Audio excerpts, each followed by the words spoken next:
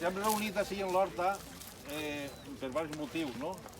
Primer perquè ens coneguem Ricard i jo per mediació d'una carxofa, no? I gràcies a una carxofa tenim aquesta amistat. Gràcies no, per culpa. Per culpa d'una carxofa.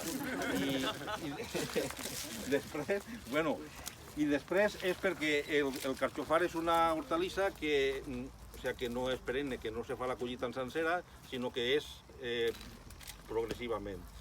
Al cap de l'any, quan ve les calors, se seca i se talla i després torna a treballar a brotar en el mes d'agost i torna a treballar un altre any de producció.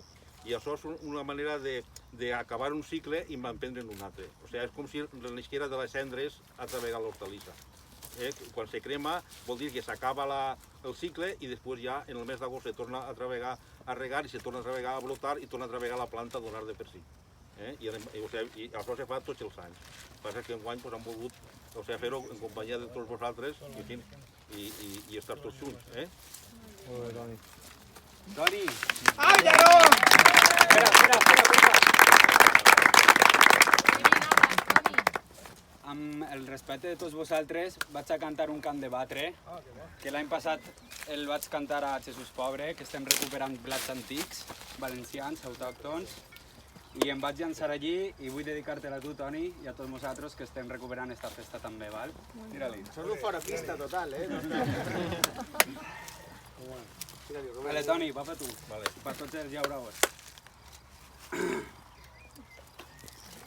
Tant com estime la terra i mare, jo no vull ser llaurador.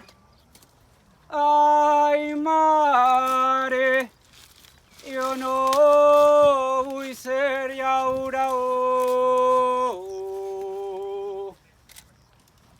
Si no em compren un tractor, ai, mare, que les xiquetes del poble,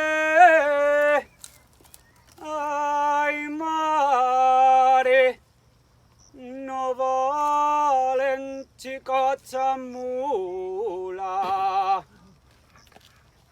No vull fer verem a França, ai, mare, jo vull treballar ma terra, ai, mare, jo vull treballar ma terra. I si no marxe no em case, ai, mare, tu pels fills vols lo millor.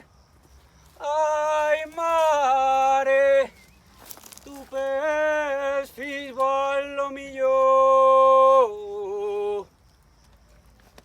Grande!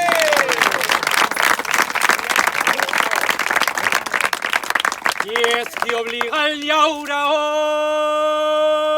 ai, mare, a deixar sa mare terra, ai, mare, per a ell mil malediccions,